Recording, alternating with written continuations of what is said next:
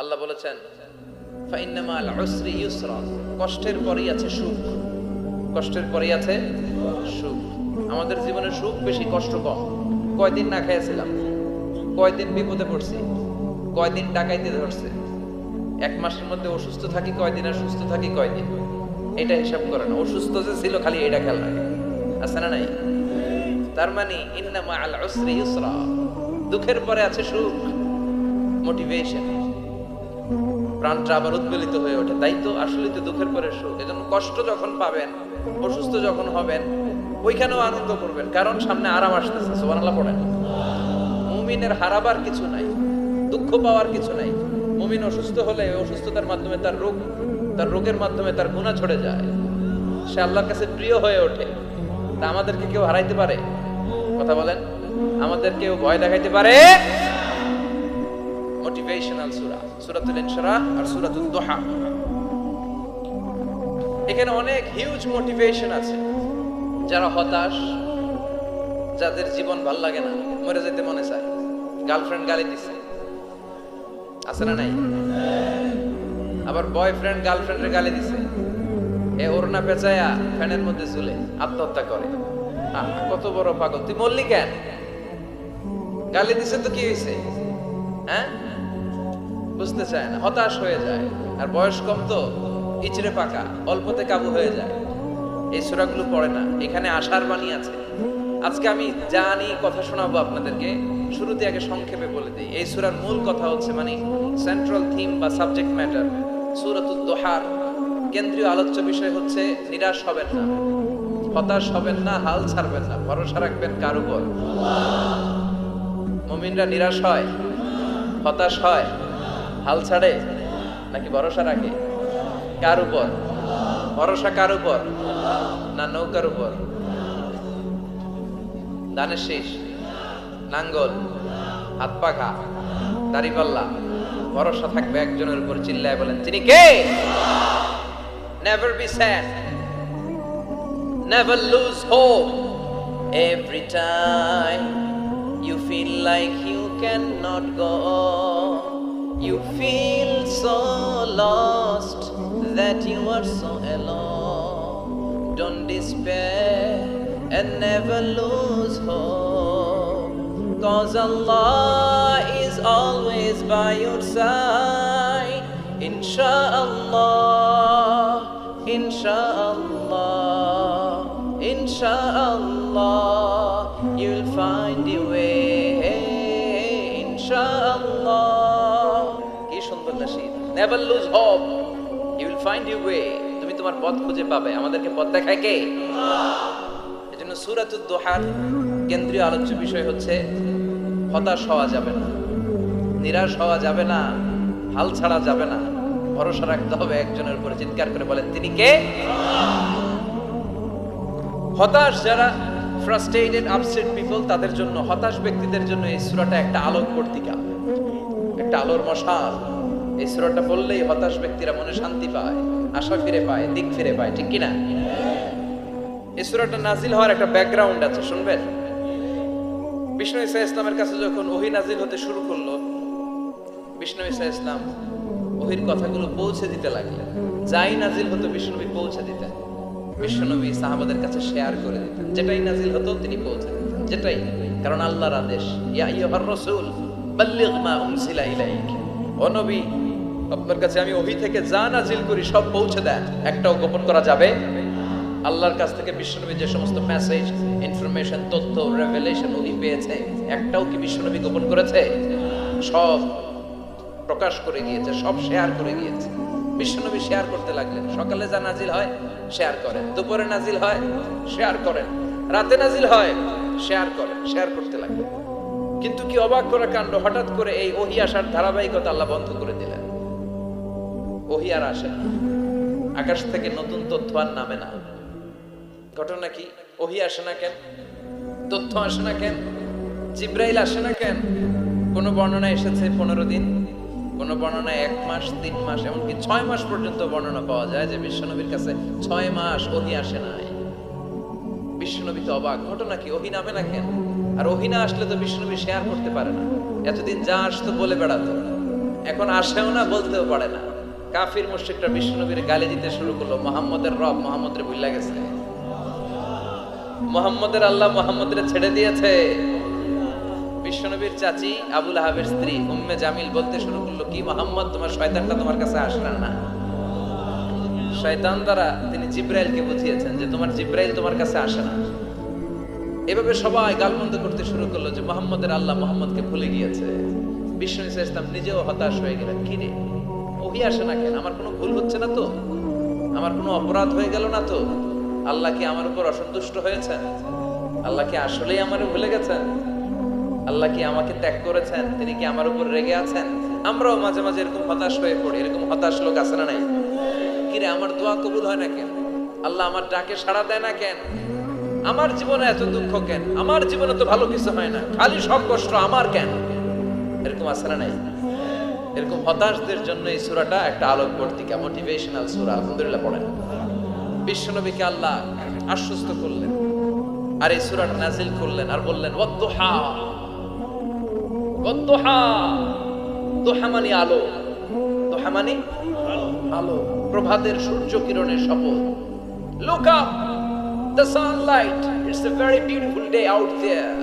অনবী হতাশ হবেন না, বেরোন, সকালের সূর্যটা কত সুন্দর, কি ঝলঝলে পৃথিবী, ফকফকে আর তকতকে, দেখলেই মনটা ভরে যায়, ঠিক কি না? দুহা, দুহা মানে আলো, আশার আলো, সম্ভাবনার আলো। আমাদের জীবনে আলোর দরকার আছে না নাই? আলো না থাকলে আমরা বাঁচতে পারবো? আলো লাগে বড় আলো। এই আজকে আলো না থাকলে আমার দেখা যাইতো? এজন্য কোরআনকে আল্লাহ আলো বলেছেন। কোরআনকে কি বলেছে? কিতাবুন আনজালনাহু ইলাইকা লিতুখরিজান নাসা মিনাল যুলুমাতি ইলান নূর। Muhammad, I've revealed this holy Quran unto you to lead the mankind out of darkness into the light. অন্ধকার থেকে লাইট, লাইট মানে কি? আলো, আলোর দিকে নেয়ার জন্য কোরআন পাঠিয়েছে। আবার বিশ্বনবীকেও আল্লাহ নূর, নূরের সাথে তুলনা করেছেন। আবার বিশ্বনবী আল্লাহর কাছে নূর চাইতেন, বলতেন আল্লাহ আমার ডানে আলো দাও, আমার বায়ে আলো দাও, আমার সামনে আলো দাও, পিছনে আলো দাও, উপরে আলো দাও, নিচে আলো দাও, আমার দেহে আলো দাও, আমার মাংসপেশির ভিতরে আলো দাও, আমার হাড্ডির ভিতরে আলো দাও, আমার জন্য তুমি আলো দাও। পড়ে না আমিন? এজন্য আলো ছাড়া বেঁচে থাকা অসম্ভব। আল্লাহ তাআলা আলোর নামে সূরা দিলেন, সূরাতুদ দুহা, প্রভাতের আলো, প্রভাতের সূর্য কিরণের শপথ, আলোর শপথ। সুবহানাল্লাহ পড়েন।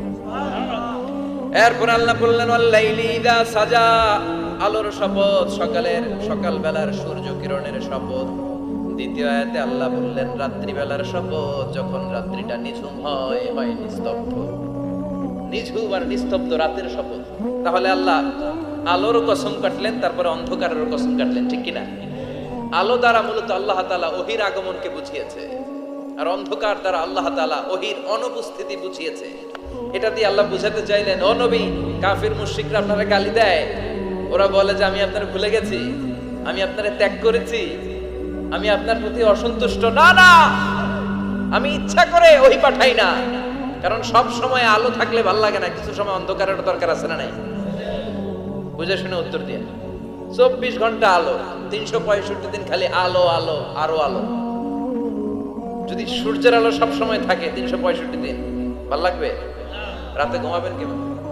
আবার সব সময় ঘুটঘুটে অন্ধকার, আলো নাই, ভাল লাগে? ক্ষেত খামারে চাষ করা লাগবে না, বাজারে যাওয়া লাগবে না। তার মানে আলোরও দরকার আছে, অন্ধকারেরও দরকার আছে। এটা দিয়ে আল্লাহ বুঝাতে চাইলেন, নবী, ওহি নাজিল করার জন্য দরকার আছে, মাঝে মাঝে ওহি বন্ধ রাখা আপনার বিশ্রাম দেওয়ারও দরকার আছে। চিৎকার করে পড়েন আল্লাহু আকবার। এজন্য আল্লাহ বললেন ওয়াদ্দুহা ওয়াল্লাইলি ইযা সাজা মা ওয়াদ্দাআকা রাব্বুকা ওয়া মা ক্বালা ওয়ালাল আখিরাতু খায়রুল লাকা মিনাল উলা। সুবহানাল্লাহ পড়েন। ও নবী, প্রভাতের সূর্য কিরণের শপথ,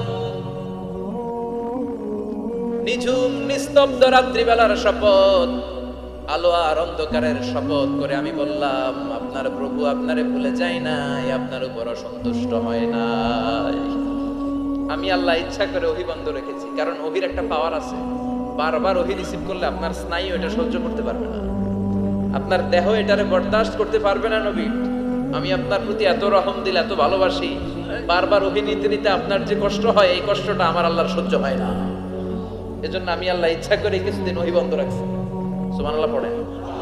তার মানে এই নয় যে আমি আপনারে ভুলে গিয়েছি, আমি আপনারে ছেড়ে দিয়েছি। আরে নবী, আমি তো আমার নামের সাথে আপনার নামকে জুড়ে দিয়েছি।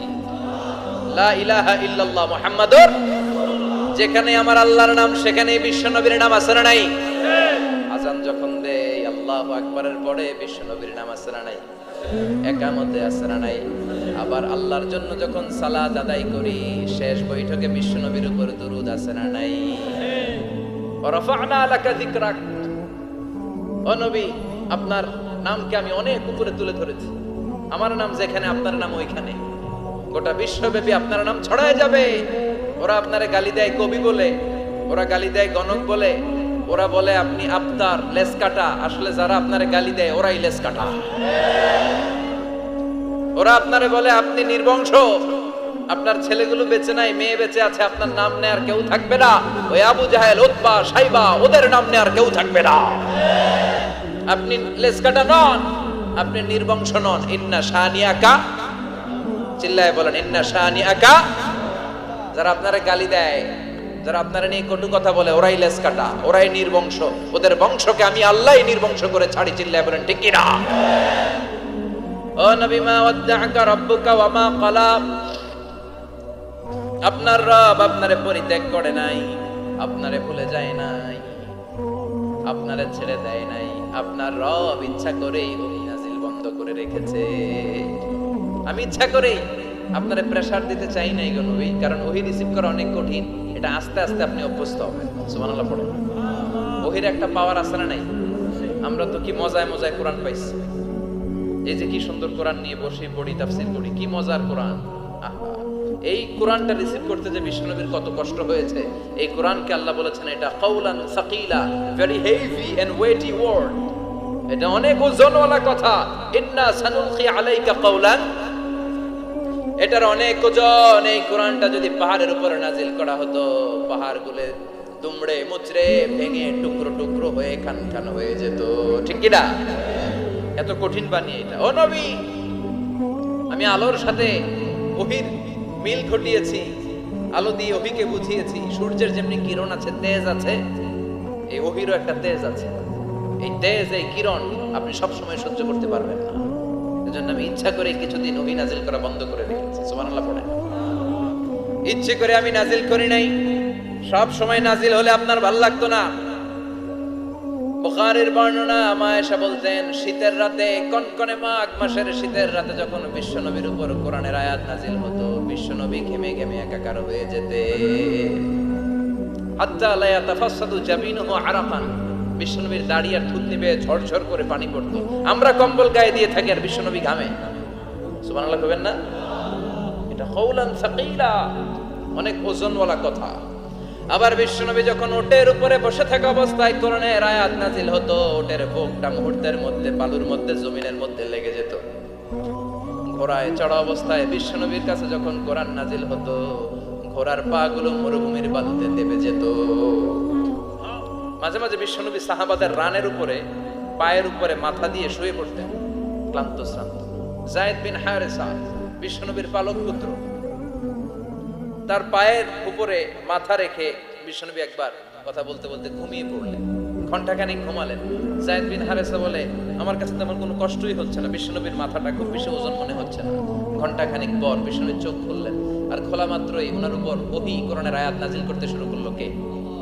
যায়েদ বিন হারেসা বলে, যখনই কোরআনের আয়াত নাজিল হতে শুরু করলো, আমার মনে হচ্ছে বিশ্বনবীর মাথাটা 50-60 কেজি ওজন বেড়ে গিয়েছে। বিশ্বনবীর মাথার ওজনে আমার পায়ের রান ফেটে যাবে, আমার পায়ের হাড্ডি ফেটে যাবে, আমার পাটা ভেঙে খান খান হয়ে যাবে মনে হচ্ছিল। তার মানে কোরআনের আয়াত যখন নাজিল হয়, বিশ্বনবীর উপর একটা প্রেসার আছে না নাই? এইজন্য আল্লাহ বললেন, নবী আমি আপনার ভুলে যাই নাই। কাফেররা যেমনি আপনারে গালি দেয় যে আমি আপনারে ভুলে গিয়েছি, আপনার উপর আমি অসন্তুষ্ট, নেভার, অসম্ভব।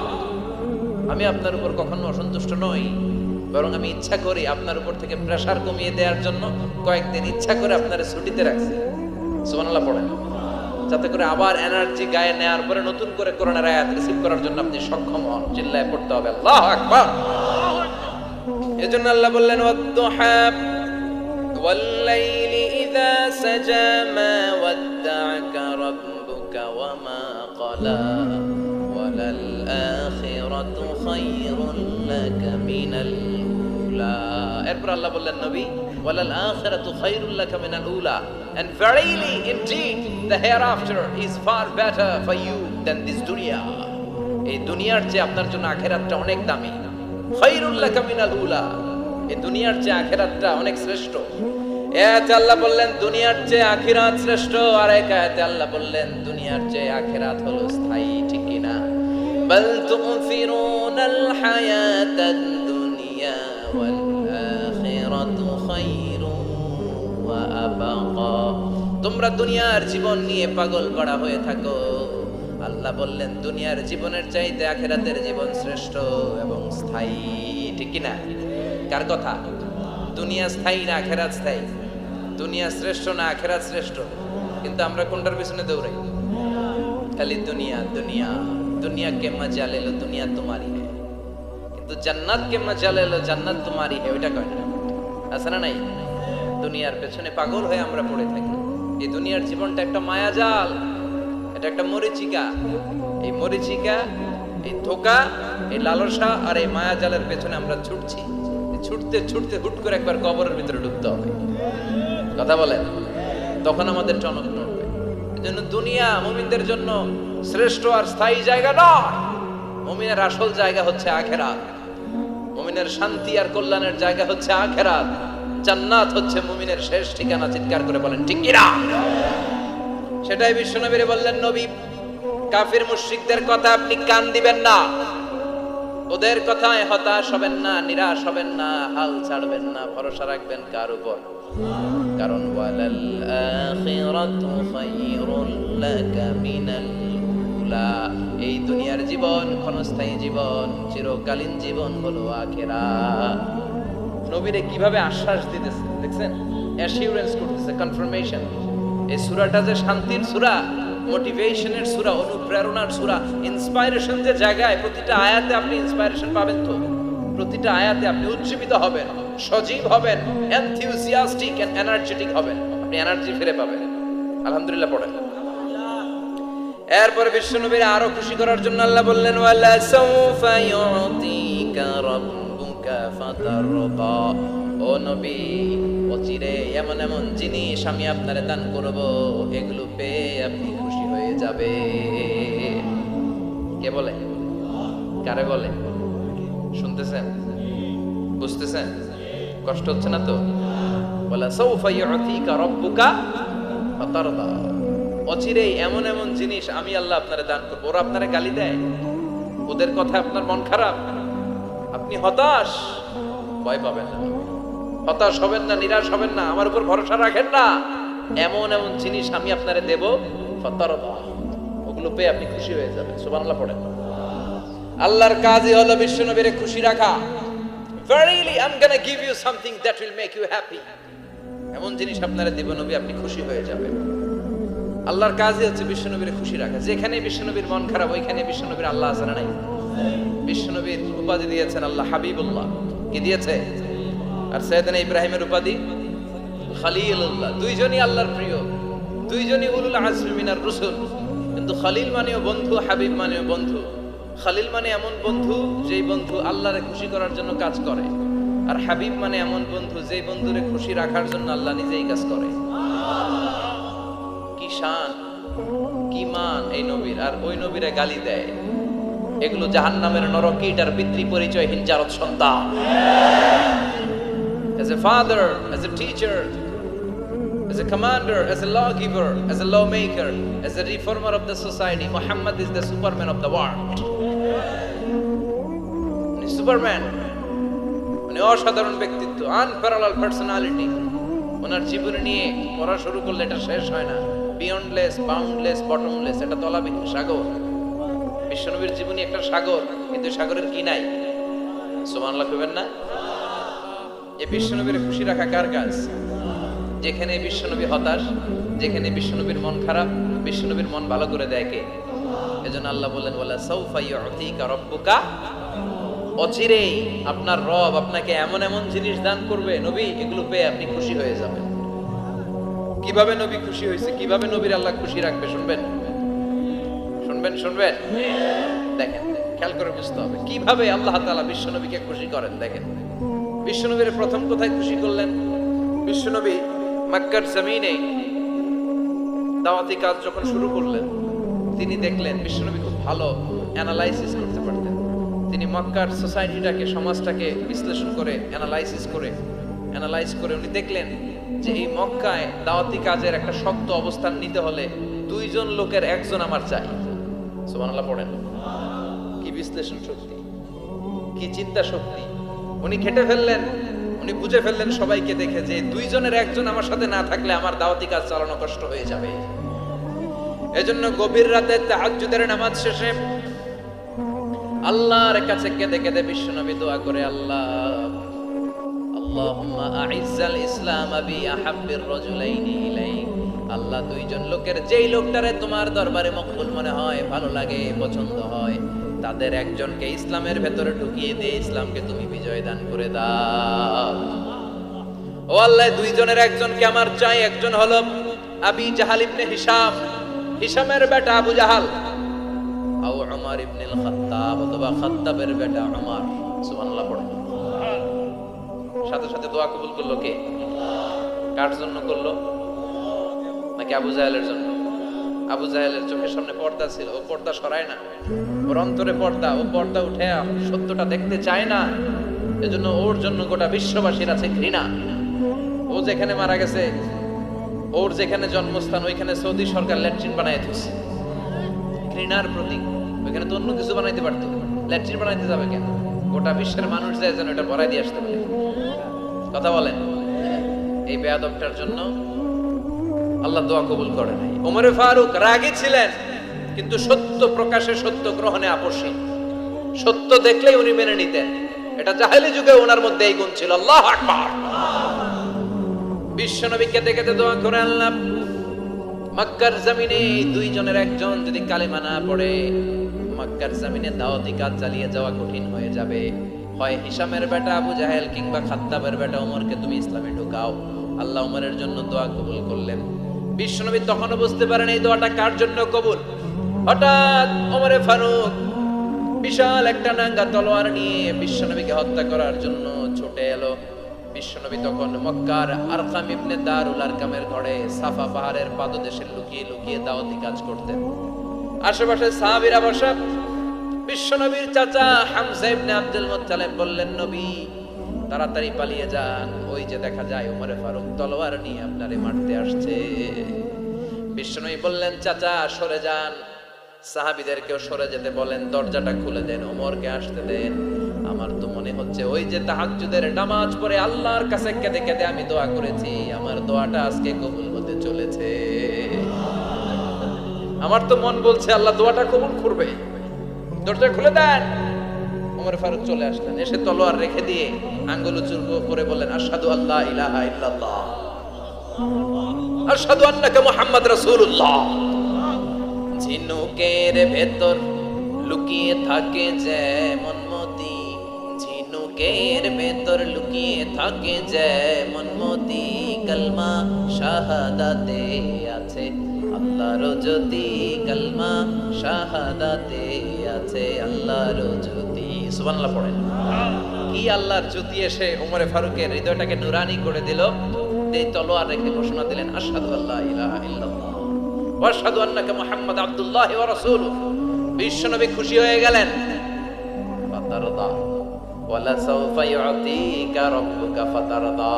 ও নবী, অচিরে এমন এমন জিনিস একটার পর একটা আমি আপনারে দান করব, এগুলো পেয়ে আপনি খুশি হয়ে যাবেন গো নবী। আপনার অন্তরে দুঃখ, কষ্ট, হতাশা, আপসেট হওয়ার মানসিকতা, ফ্রাস্ট্রেশন কিছু আল্লাহ রাখবো না। ওয়ালা সাওফা ইউতিকা রাব্বুকা ফাতারদা। অচিরে এমন এমন জিনিস আমি আল্লাহ আপনারে দেব, আপনি খুশি হয়ে যাবেন। ওমরে ফারুকের ইসলাম ধর্ম গ্রহণ করানোর মাধ্যমে বিশ্বনবীর মনটারে খুশি করে দিল কে? ফাতারদা। বিশ্বনবী খুশি হয়ে গেলেন। পাইছেন আল্লাহ কিভাবে বিশ্বনবীর খুশি করে? সুবহানাল্লাহ পড়বেন না? এরপরে বিশ্বনবী মক্কা থেকে তায়েফে দাওয়াত দিতে গেলেন। কোথায়? হজ উমরা যারা করেছেন 70 থেকে 75 80 কিলো দূরে পাহাড়ি পথ বেয়ে বেয়ে উঠতে হয়, 6-7 হাজার ফিট উপরে পাহাড়ের উপরে তায়েফের শহর, তায়েফ সিটি, ঠান্ডা। ওইখানে গেলে মনেই হবে না এটা সৌদি আরব। ওইখানে জ্যাকেট লাগে, কি লাগে? জ্যাকেট। বিশ্বনবী কষ্ট করে 80 কিলোমিটার পথ পাড়ি দিয়ে তায়েফের ছেলেদেরকে দাওয়াত দিতে গেলেন। কিন্তু বিশ্বনবীর দাওয়াতি এই ডাকে, এই আহ্বানে তারা সাড়া দেয় নাই। বিশ্বনবীর এই দাওয়াতকে তারা রিজেক্ট করেছে, বিশ্বনবীকে পাথর মেরেছে, বিশ্বনবীর মোবারক দেহটাকে রক্তাক্ত করেছে। আমার নবীর এই সুন্দর দেহটা বেয়ে বেয়ে ঝরঝর করে রক্ত ঝরেছে। তায়েফের মাটি সাক্ষী, তায়েফের পাথর সাক্ষী, 3টা জায়গায় বিশ্বনবী বেহুশ হয়েছে। এখন ওখানে গেলে স্থানীয় লোকরা বলে, বংশ পরম্পরায় ওরা জেনে এসেছিল যে এই জায়গাগুলোতে বিশ্বনবীকে আঘাত করা হয়েছে। এখনো লোকজন দেখায় এখানে পড়েছিল বিশ্বনবী, ওখানে পড়েছিল, ওখানে পড়েছিল, ওই খেজুর বাগানে বিশ্বনবী লুকিয়েছিল, আজও ওখানে খেজুর বাগানই করে রাখছে। আল্লাহু আকবার বলেন। খেয়ে না খেয়ে দিন প্রচারের কাজে নিজেকে দিয়েছ বিলিয়ে, তায়েফের কাফিরেরা চিনল না সে আলো, দুষ্ট ছেলেদের পিছু দিল লেলিয়ে, পাথরের আঘাতে ক্ষত বিক্ষত হয়ে সারা শরীর থেকে রক্ত ঝরে। এ রাসূল তোমাকে ভুলি আমি কেমন করে, হাজার ব্যথা বেদনার পরে ফিরে আসনি তুমি আপন ঘরে। দিনের আলো তুমি ছড়িয়ে দিতে চলে গেলে মদিনায় মক্কা ছেড়ে। এ রাসূল তোমাকে ভুলি আমি কেমন করে, এ রাসূল তোমাকে ভুলি আমি কেমন করে। ঠিক কি না? পাথর মেরে বিশ্বনবীকে রক্তাক্ত করা হলো। বিশ্বনবী রক্তাক্ত, বিশ্বনবীর সাহাবা সাইয়েদনা যায়েদ রাদিয়াল্লাহু তাআলা কুয়া থেকে পানি এনে বিশ্বনবীর গা থেকে রক্তগুলো ছেড়ে ফেলে দেয়। বিশ্বনবীর গায়ের মধ্যে পানি দিয়ে হাত পাগুলো ধুইয়ে দেয়। বিশ্বনবী কাঁদে, কাঁদে, রহমতের নবী কাঁদে, আরেকজনের জন্য কাঁদে, নিজের কোনো লাভ নাই। মায়ের খাইছে, ওরা যেন বাঁচে জাহান্নামের আগুন থেকে। সুবহানাল্লাহ কইবেন না? ওদেরকে বাঁচাইতে আসছিল জাহান্নামের মায়ের থেকে, জাহান্নামের শাস্তি থেকে। ওদেরকে বাঁচানোর জন্য নবী মায়ের খেয়েছে। চিল্লায় এখন ঠিক কি না? কেঁদে কেঁদে বিশ্বনবী হয়রান। যায়েদ রাদিয়াল্লাহু তাআলা নবী বিশ্বনবীর সান্ত্বনা দেন, নবী কাঁদবেন না। হামলাতুল জিবাল, পাহাড় রক্ষী ফেরেশতারা এসে বলে, নবী আপনি শুধু অর্ডার করেন, এই যে পাহাড়ের গিরিপথ, এই 2টা গিরিপথ, এই 2টা পাহাড় এমন ভাবে 2 দিক থেকে চাপা দেব গো নবী, তায়েফের সবগুলো ছেলের মুহূর্তের মধ্যে ধূলিসাৎ করে দেব। বিষ্ণু বললেন, না আমি ক্ষমা করে দিলাম, আমি ক্ষমা করে দিলাম। আমার গায়ের উপরে যারা অত্যাচার করে এর কোনোটার প্রতিশোধ আমি নেই না। আমি শুধু প্রতিশোধ নেই যারা ইসলামের বিরোধিতা করে। চিল্লায় বলেন ঠিক কি না? বিশ্বনবীকে আঘাত করা হয়েছে, তার গায়ে শারীরিক কষ্ট, এটার শাস্তি বিশ্বনবী দিতেন না, কখনোই দিতেন না, ক্ষমা করে দিতেন। কিন্তু ইসলামকে মারাত্মক ভাবে যদি ইসলামের বিরুদ্ধাচরণ কেউ যদি করতো, শুধু তাদের উপর বিশ্বনবী তলোয়ার চালাতেন। চিৎকার করে বলতে হবে ঠিক কি না? বিশ্বনবী কাঁদলেন। কে দেখে বিশ্বনবীর কান্না, নিজের জন্য কাঁদে না, ওদের জন্য কাঁদে। আর বললেন, না ফেরেশতারা ওদেরকে তোমরা মেরে ফেলো না, হয়তো ওরা কালিমা পড়ে নাই, ওদের ভবিষ্যৎ প্রজন্মদের মধ্য থেকে কেউ না কেউ কালিমার বাণী পড়বে। তাই হয়েছে। তায়েফে গেলে হৃদয়টা ঠান্ডা হয়ে যায়। মসজিদ